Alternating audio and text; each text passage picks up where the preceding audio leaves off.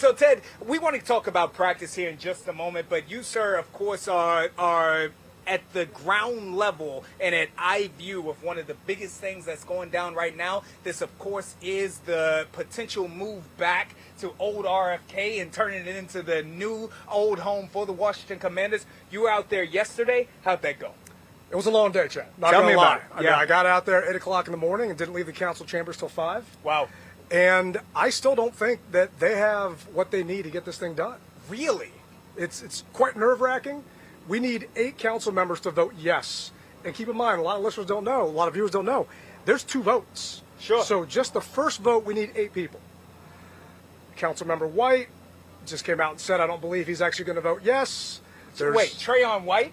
No, Robert White. Okay, Robert okay. White I was Jr. about to say, goodness gracious. He's not allowed to vote yet. Okay, good. He's going to vote in the second vote. I was going to say, if Trayon White is the person who holds this deal up, good.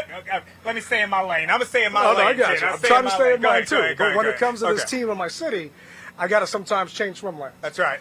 But there's a couple council members that are a no. Robert White was a maybe. Gotcha. And I've been sharing contact information for all the council members that are undecided. So I'm going to ask the viewers right now, go to my Instagram, go to my Twitter. You will find all those council members' contact information. This vote is happening tomorrow at noon. We need them to vote yes so we can get to the second vote. Wow. The second vote's not till September 17th. Right? And I understand they're trying to do what's best for their constituents, but realistically, this is what is best for our city. Sure. Forget the team. This is what is best for the D.C. Wow. In what it was that you heard, why is it, did you get any idea in terms of why those council members are not interested in a yes thus far? So Councilmember Charles Allen wants less parking spaces, less parking garages. Man. So the initial proposal came up with 3 parking garages, 8,000 spaces. The team sent a letter back to the council on Tuesday evening saying, you know what? Actually, I believe it was Wednesday evening. We'll do 6,000 spaces and put a pause on that 3rd garage. Gotcha. They want this to be more transit-friendly, more Uber-friendly, more Metro-friendly. They don't want all these people driving into the city, meaning Charles Allen. So that's one of his issues. That's right. Robert White wants protection for his constituents. He wants rental protection and property tax protection for his constituents. And I understand that. I live in D.C. I've rented in D.C. D.C. already has rules in place to protect renters, to protect individuals from property tax issues. Seniors have a protection for 2% max a year. Your property tax can't go up. Wow. You also have a 10% max increase per lease annually for rental income. So those protections have been in place, and the mayor addressed that yesterday. Wow. So it feels to me like a lot of this is posturing because it's an election year next year, that these politicians are trying to say, hey, I tried to fight for you. Wow. Wow. Wow, that's where we are. So, again, Ted, you just said it right there. For everyone who follows you on social media, who cares about the stadium deal potentially getting over the line, where is it that they can find your information so that they can speak about this? At Tailgate Ted, on Twitter, on Instagram, on Threads. All the contact information is out there. And one last thing on this chat. Yeah. Councilmember Henderson talked about this during her opening remarks. D.C. has been granted federal land multiple times. Reservation 13. It took them over 2 decades to build 3 buildings. Wow. 3 buildings in over 2 decades.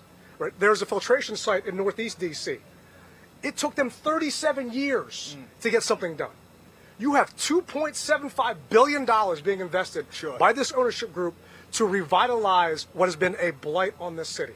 Where are you going to get that kind of investment? I'm sorry, nowhere. And for the person, because I think that sometimes this is such a big point and this is such a large point of conversation that we can at times assume that everyone knows what we're talking about. We can assume that they understand why it's so important. So in 30 seconds or less, why is this stadium bringing the team home to that site? Why should it be important to the person watching right now? We're talking D.C. is cutting federal jobs. The government's cutting federal jobs. This is going to bring 14,000 jobs just in construction alone back to the city. There is a D.C. First initiative for these labor unions to get first crack at these jobs for D.C. residents. And for those of you that don't live in the city, I get that. Drive past RFK on 295, it's an eyesore for the DMV. That's very true. Right? This is going to revitalize our area, and rising tide. Lifts all Raises boats, all ships. raises all ships. And just in terms of our reporting, I've been and I've heard from Mark Klaus, and they've talked about the fact that this stadium, beyond the construction, this is a site that they want to hold events for all year round. So the individuals that work at this stadium, that is potentially bringing those additional jobs that are year-round jobs, not just the stadium being used some, 8 to 12 times per year. To be a lot more than 8 to 10, 12 times a year. That's I mean, right. being in that council meeting yesterday, they talked about moving festivals that are RFK currently That's right. to the new location. Just so many different things. And they've also orchestrated in the deal for DC to be able to use it 10 times a year with Wow. nothing to worry about money-wise. Wow. So just imagine what this can do. Cheerleading tournaments, just high school football games, championships being played out there, things that normal cities do. That's right. That we have not been able to because RFK hasn't existed for decades. WWE.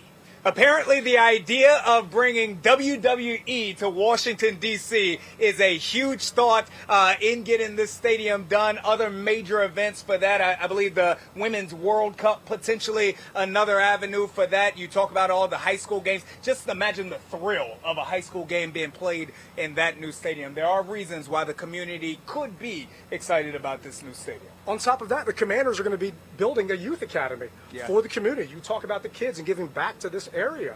They are dedicated to do that. So council members that are on the fence or that are a no, think about what you are taking out of the hands for our future. That's right. These kids. That's right. Well, that is the latest on the stadium table.